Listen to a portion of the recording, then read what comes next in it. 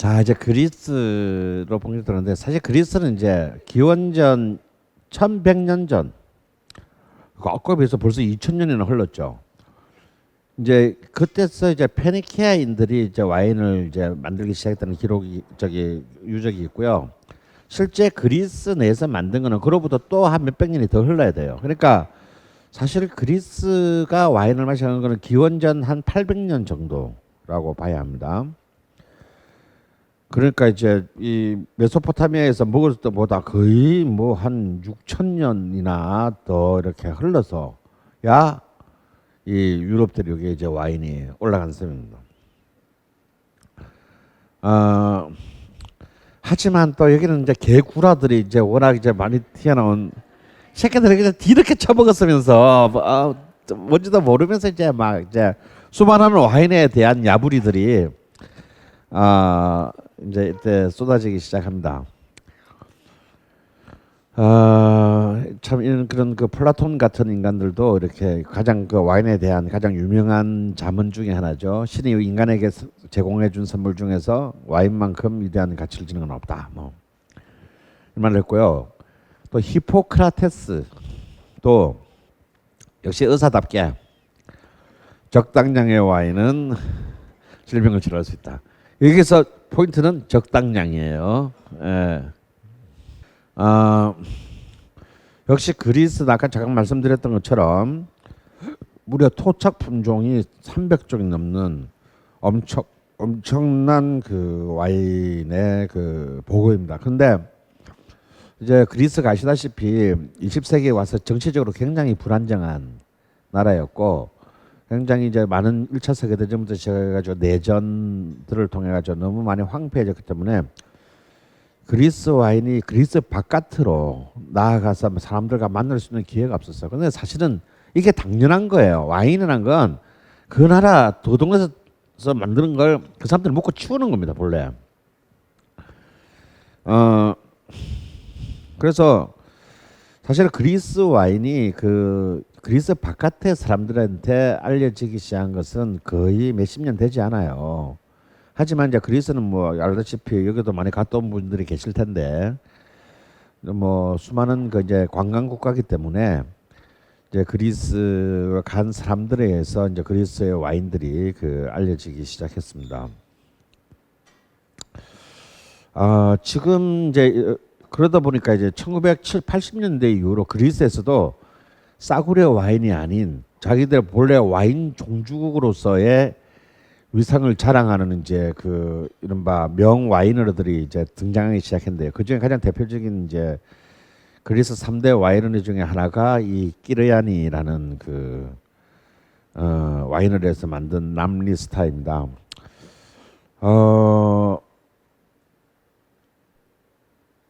이것도 역시 이제 아까 여러분이 드셨던 그리스 토착 품종인 이제 그 시노마브로라는 토착 품종으로 만든 레드 와인이에요. 알코올 도수는 13.5도로 그리 높지는 않지만요. 굉장히 드라이한 그리고 파워풀한 그리고 이제 어떤 열대 과실 향들이 풍부하게 담겨져 있는 명와인으로 평가받았고 로버트 파커도 이례적으로 이 와인에게 보통 90점에서 92점 정도의 점수를 매년 선사를 했습니다. 제가 사실은 이제 정말 여러분들께 드시게 하고 싶은 와인이 하나 있었는데 바로 히어로라는 와인인데요. 히어로 영웅.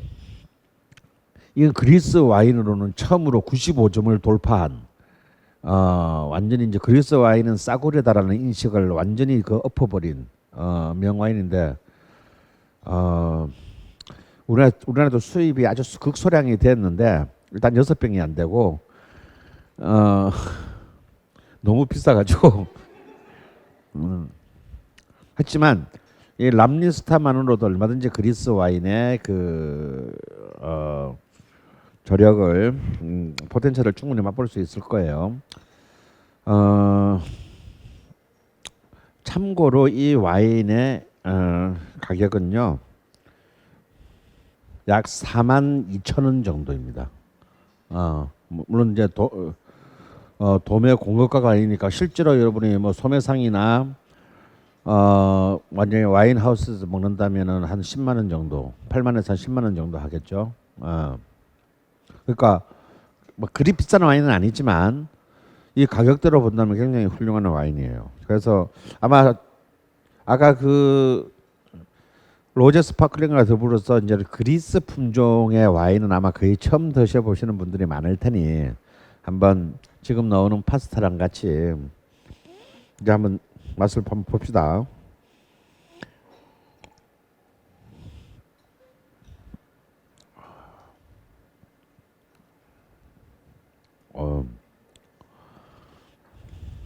아직은 향이 충분하지는 않은 것 같아요. 조금 더 산화 과정이 필요한 것 같습니다. 여러분 이제 와인은 이제 여러분 디켄팅이라는 거 아시죠? 예? 그 신의 물방울 때문에 사람 많이 베려놓은 거 있습니다.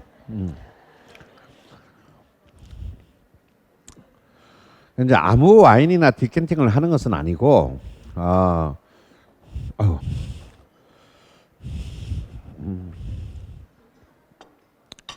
제가 사실은 몸은 꽝이지만요, 제가 디켄팅은 시즈코 수준으로 합니다.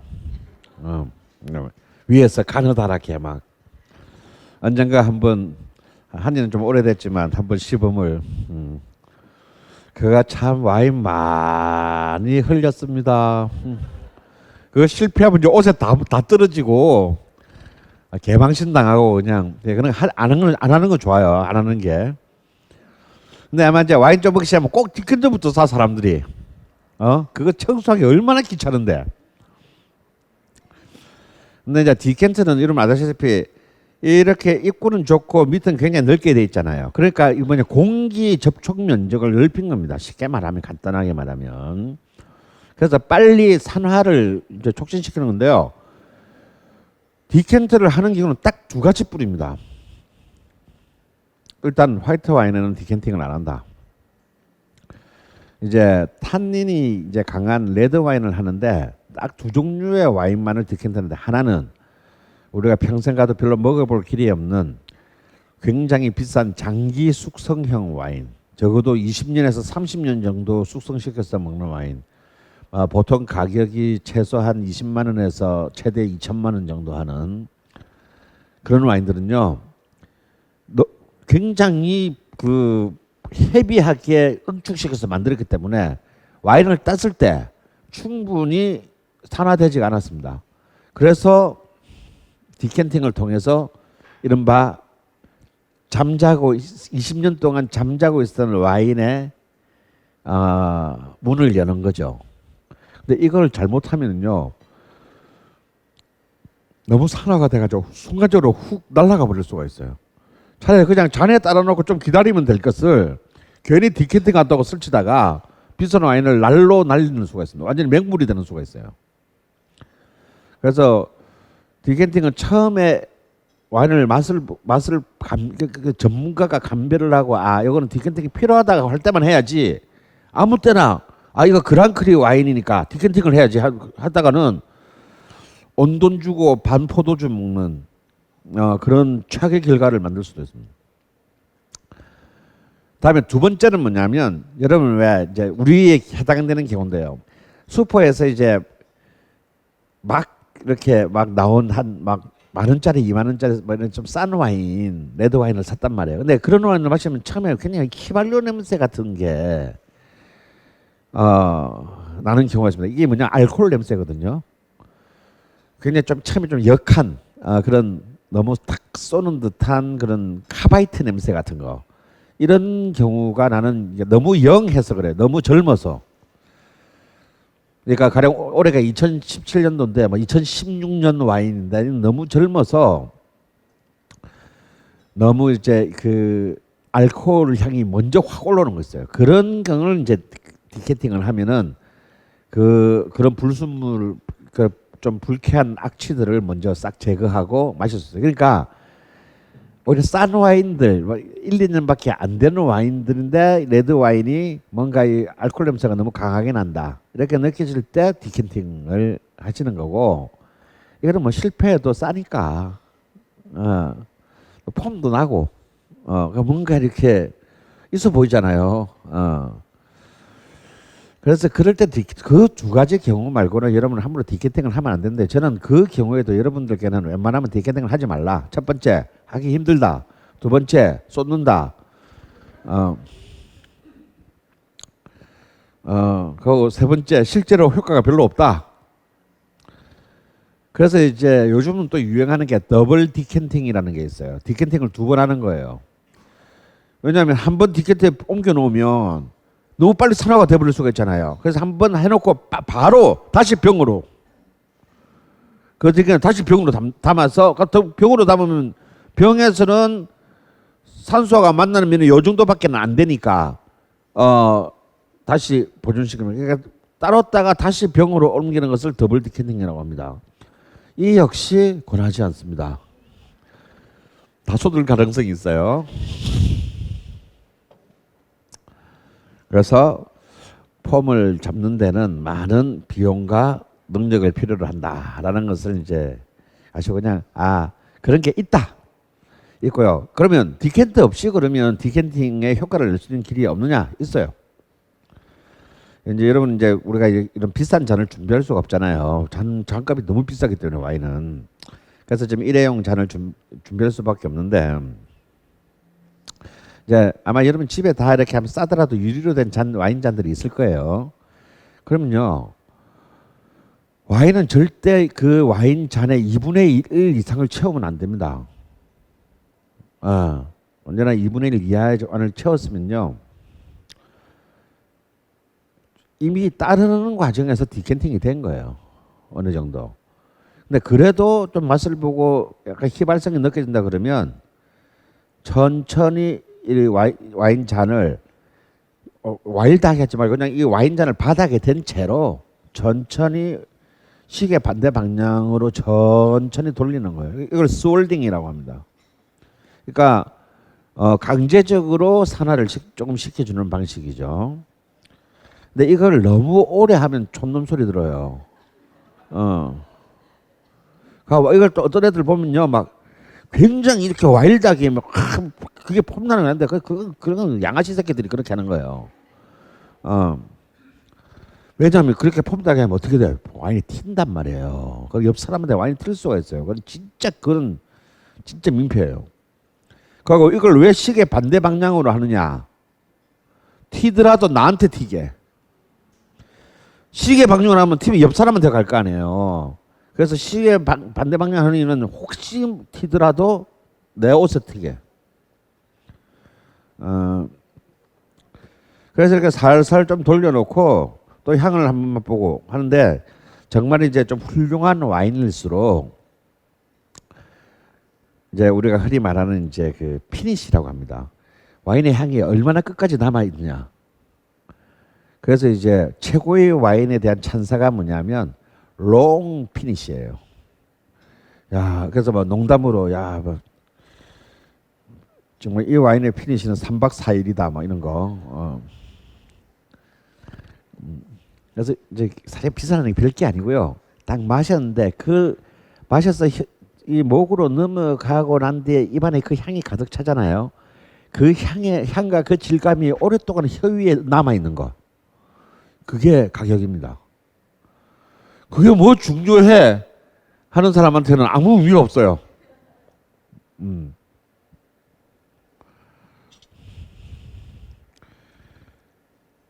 그런데 이제 흔히 이제 정말로 제대로 숙성된 훌륭한 장기 숙성형 와인들은요. 따서 우리 성질이 급하잖아요. 우리 그냥 원샷이잖아. 근데 한 3시간에 걸쳐서 한 병을 마셔야 돼요. 왜냐하면요. 3시간 동안 맛이 드라마틱하게 마치 드라마처럼 변해갑니다. 마치 짧은 인생을 압축시켜 놓은 것처럼 맛이 변해가요. 그런 것 때문에 이제 마시는 건데 그런 걸 완샷하고 마셔버리면 그런 와인을 마실 이유가 없는 거예요. 뭐하러 그럼 몇 백만 원, 뭐 100만 원, 200만 원짜리 와인을 뭐 아무런 의미도 없이 그렇게 마셔버리는. 그런 와인이 비싼 이유는 그 와인이 시시각각으로 다른 스토리를 말하고 있는 것을 느낄 수 있는 와인이기 때문에 비싼 것이지 괜찮습니다. 그리고 아마 여러분들 그런 게 있을 거예요. 막 어디 막 프랑스나 뭐 이탈리아 여행 가가지고 막 면세점에서 막 이것이 야 샷 그러면 뭐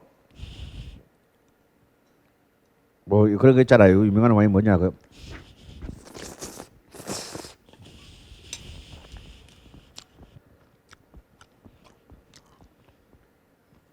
사또 로칠드를 막 면세점에서 막 대수 좋게 뭐 한 70만 원을 샀단 말이야. 졸라 자랑해. 근데 2012년 빈티지야. 그런 거를 따서 먹으면 범죄입니다. 그런 걸 보고 이제 신의 물방울에서는 영아 살해라고 그랬어요. 그러면 그냥 그걸 따는 거는 범죄야, 범죄. 그러니까 우리 같은 성질 급한 프롤레타리아들은 그런 술을 아예 가까이 앉는 게 좋아요. 그런 것들은 뭐냐면 진짜 딱 자신의 와이너리가 없고 저기 와인 저장고가 없으면 그 냉장고 안에 최소 15년, 베스트를 한 20년 정도, 그리고 훌륭한 수확년 같은 경우는 30년 정도를 재워놓고 난 뒤에 따야 됩니다. 그래야 그 와인의 맛을 주는 거예요.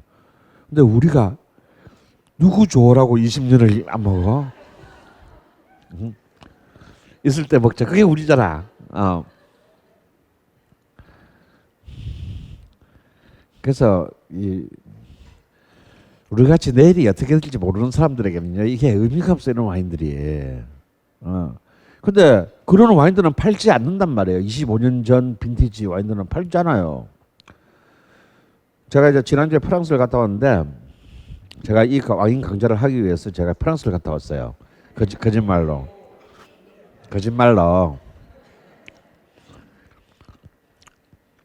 그래가지고 정말 제가 그토록 원하던 어떤 와인을 굉장히 싼 값에 한 병을 샀단 말이에요.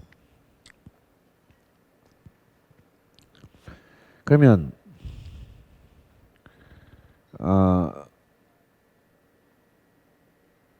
이제 그런 와인들을 샀다 하더라도, 그래서 제가 산 게 이제 오늘 곧 프랑스 시간에 할 론 쪽에 최고의 와인은 에미타주 폴 자블레의 에미타주 라 샤펠이라는 와인을 샀는데, 그거는 론의 로마네 꽁티라고 불리는 와인이에요.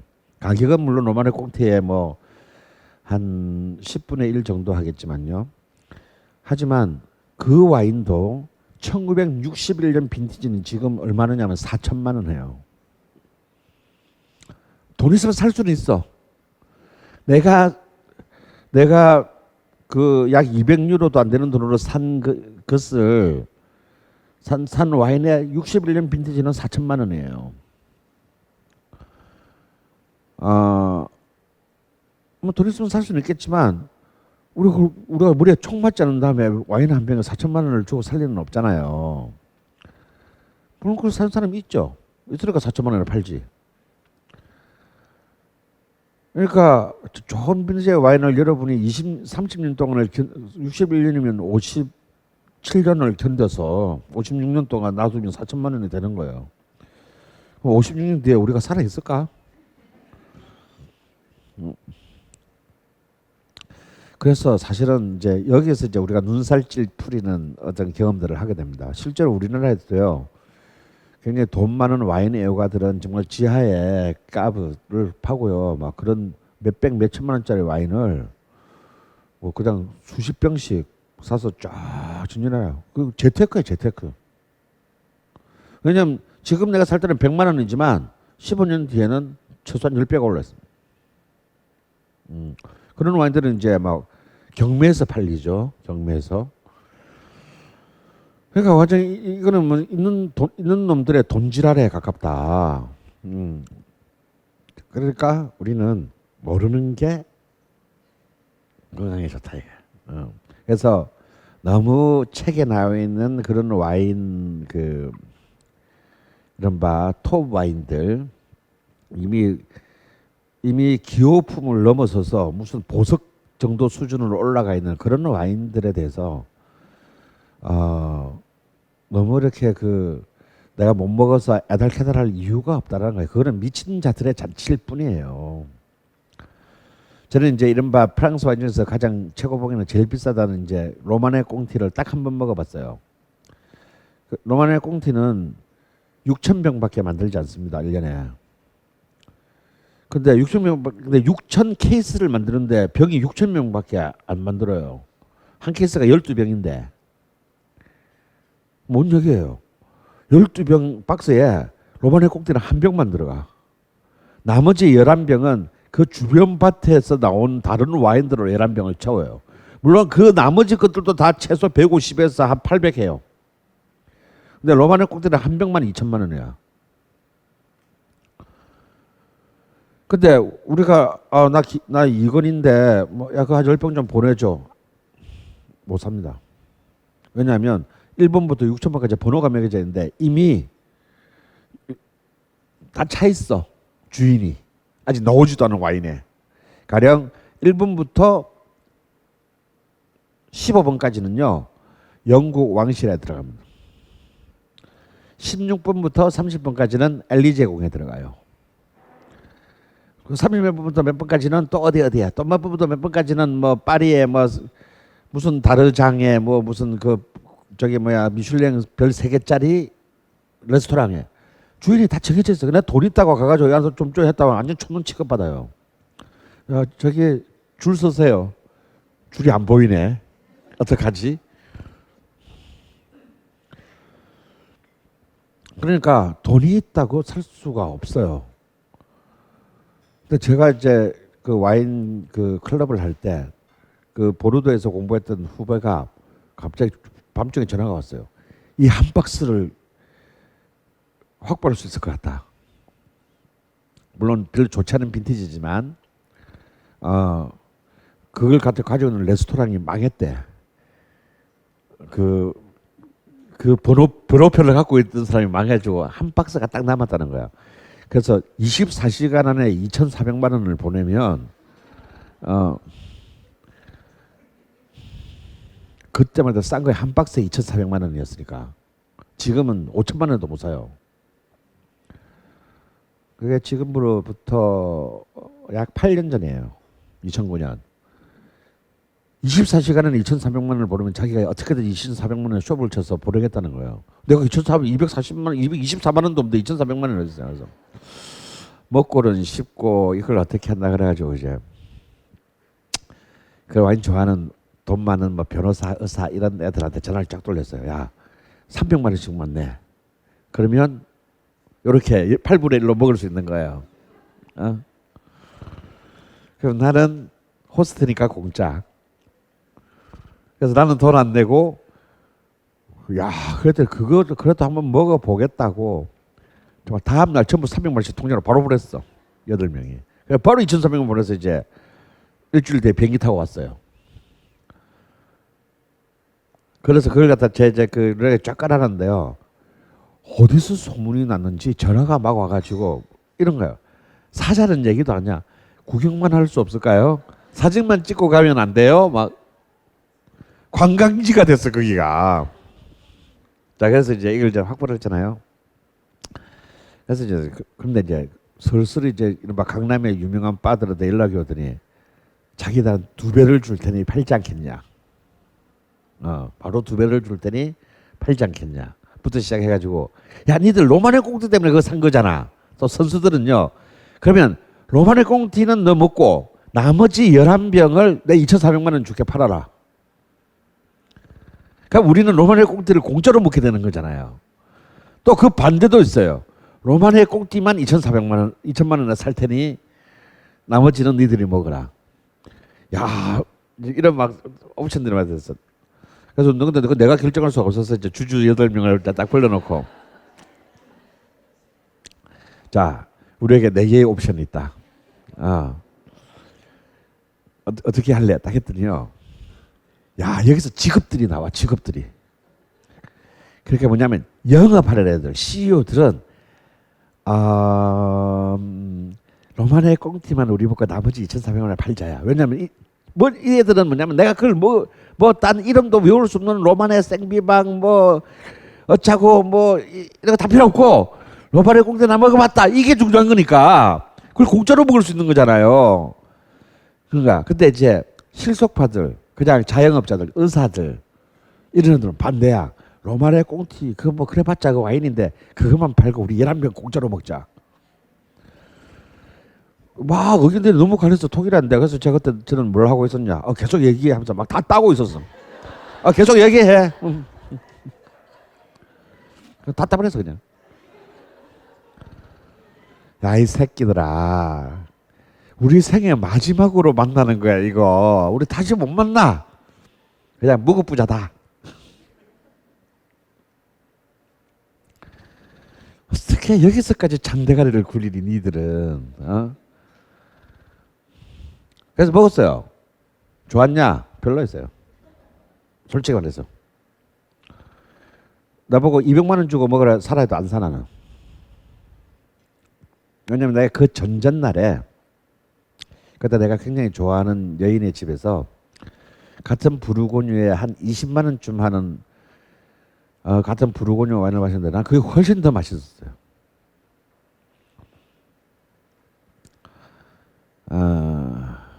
그러니까 와인은 뭐가 마시는 게 중요한 게 아니라 누구랑 마시느냐가 중요해요. 이런 싸가지 없는 변호사, 의사, 사업가들하고 로마네 꽁티를 마셔봤자 그게 그거야. 인간이 만든 게 인간이 만든 거지 거기서 거기지 그게 뭔 대단하겠어 솔직히. 나 중요한 거는 먹어봤다야. 그 말을 하기 위해서 이것들이 새벽잠을 설치며 300만 원을 보내고 나 빼면 안 돼. 막 그 사이에 누구 넣은 거 아니지. 막 저 문자 오고 막 그러는 거예요. 웃기지도 않는 거지. 자, 여러분. 이 그리스의 철학자들의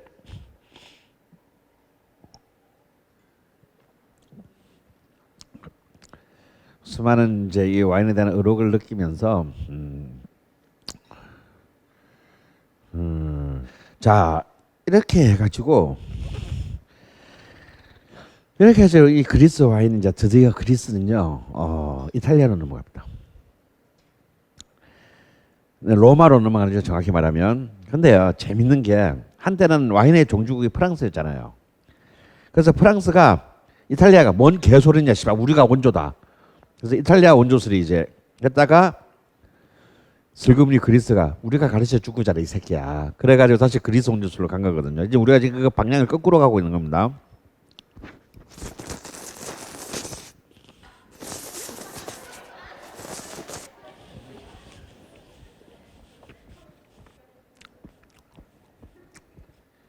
우리 중국집 파스타 드십니까?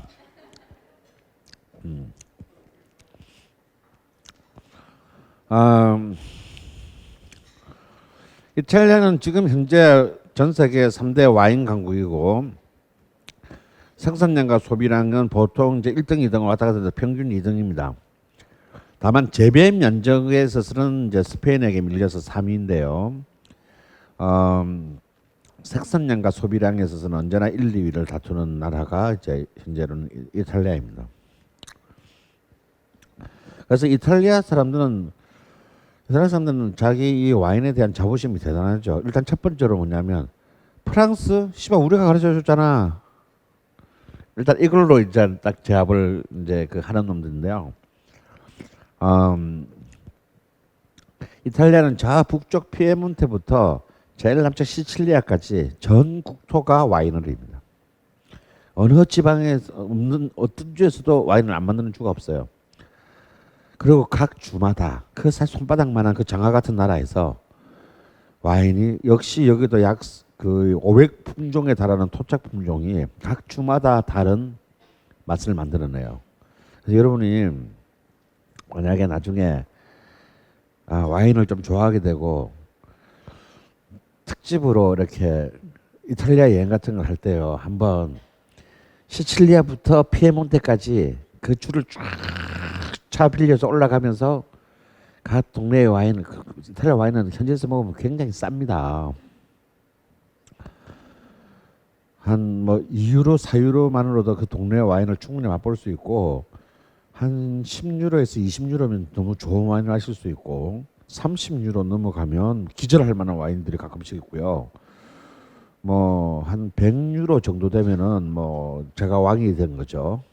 어.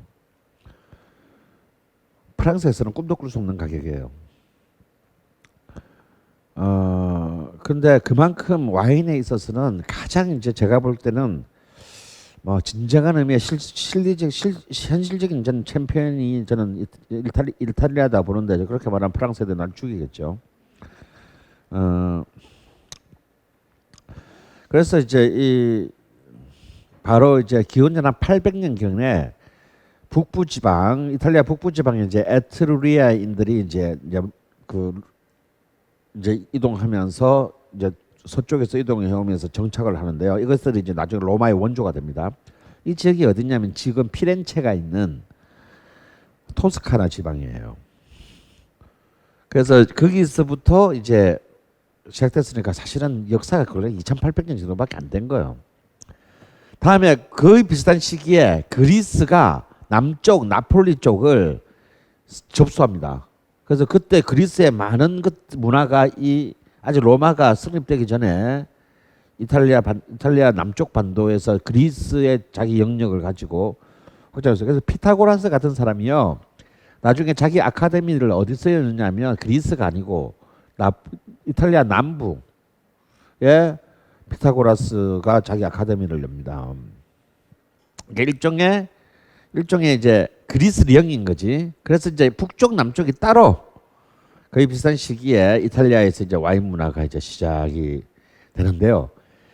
하지만 이 와인을 전 유럽으로 퍼뜨린 최고의 공로자는 역시 로마입니다. 왜냐? 바로 로마군 주둔지를 따라서 와인이 쫙 전 유럽에 나갔기 때문이죠. 군발이들이 뭐 있겠어요? 예? 2500년 전이나 지금이나 군발이들은 술하고 춤이야. 그래서 이 유럽에 펼쳐지는 로마의 주둔지에 와인을 공급하는 것은 굉장히 중요한 그 문제였어요. 왜냐하면 두 가지인데 군사의 사기 문제. 왜냐하면 술을 먹게 되고 두 번째는 물이 바뀌니까 사람들이 너무 배탈이 많으라고 너무 풍토병에 걸려서 많이 죽어. 그래서 사실은 와인은 술이면서 동시에 뭐 음료수다, 음료수. 그래서 이 군사력을 보존하기 위해서 어쩔 수 없이 이제 로마에서 만드는 와인들을 로마군 각 주둔지에다가 이렇게 보내는 것이 굉장히 중요한 그 보급 병참의 일이었다라는 겁니다. 그러니까 지금 이제 그렇게 해서 여러분 그 프랑스를 이렇게 보면 이제 우리가 제일 생각나는 게 이제 이 서쪽에 보르도, 그다음에 파리 북쪽에 부르고뉴, 다음에 지금 니스 있고 깐느 있는 동남쪽에 론, 다음에 피레네 산맥 있는 이제 남쪽 프로방스 지역에 이제 이른바 랑그독 루시옹. 그러니까 크게 이렇게 분류할 수 있는데 이 프랑스 중에서 그 제일 어디가 먼저 프랑스의 와인이 전파됐겠어요? 당연히 지역적으로 보면 네. 론입니다. 론. 보르도도 아니고요. 부르고뉴도 아니고요. 론이 왜? 이탈리아 제일 가까운 곳이잖아요. 거기가. 바로 이탈리아 접경 지역이잖아요. 그게 옛날에 뭡니까? 골족이 살던 갈리아란 말이에요. 여러분 그 줄리어스 시저의 갈리아 뭐 무슨 뭐 정복기인지 뭐 원정기인지 뭐 그런 책도 있잖아요. 그러니까 이제 그 지역 사령관이 캐사르였어요. 시저였어요. 그 골 지역에 주둔했던 로마군 지역이 어디냐? 지금의 론 지역이다. 예, 론 지역. 여러분 지금 그 와인에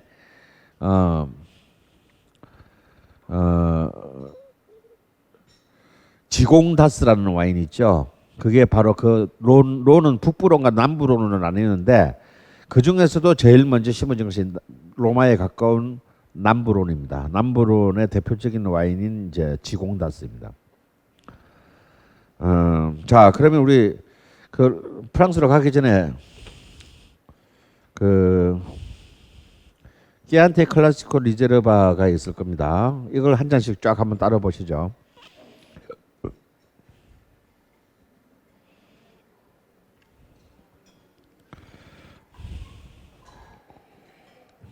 여러분 그 지금 다른 걸 한 번에 다 마시지 말고요. 앞에 걸 조금씩 남겨놓으세요. 그래서 나중에 마지막까지 마셨을 때 다시 한번 또 비워.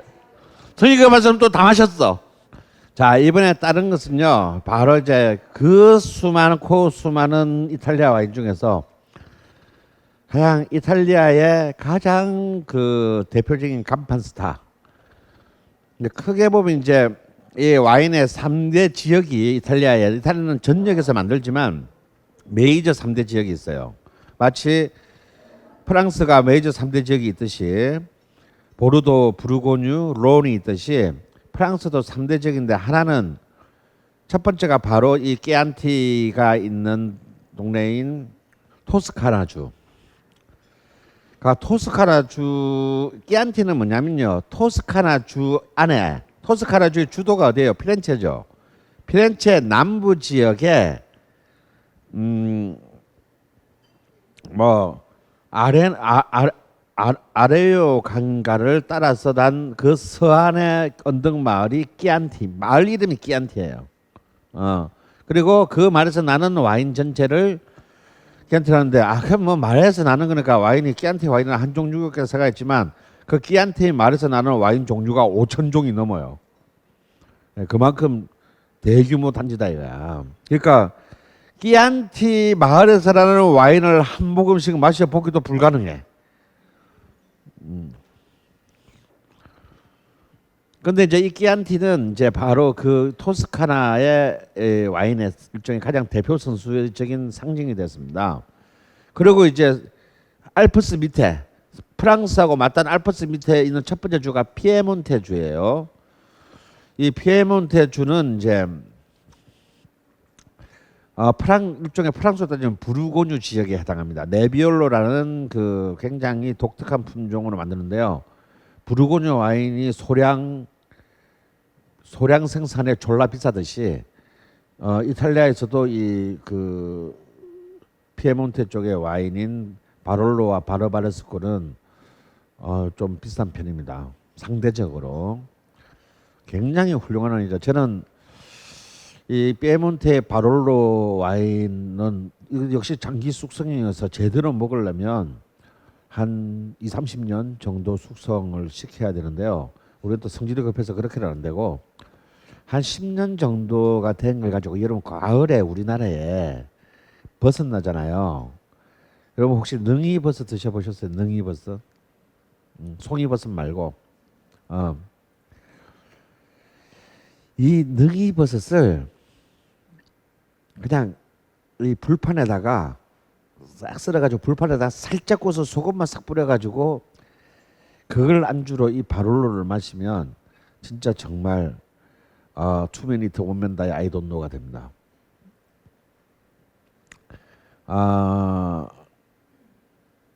굉장히 우리나라의 그 사람들의 그 향신료적인 입맛에 굉장히 맞는 굉장히 고급 와인이죠. 만약 그런 급의 와인을 부르고뉴에서 먹으려고 그러면 그냥 한 병에 한 7, 80만 원은 좋게 날라가야 될 거예요.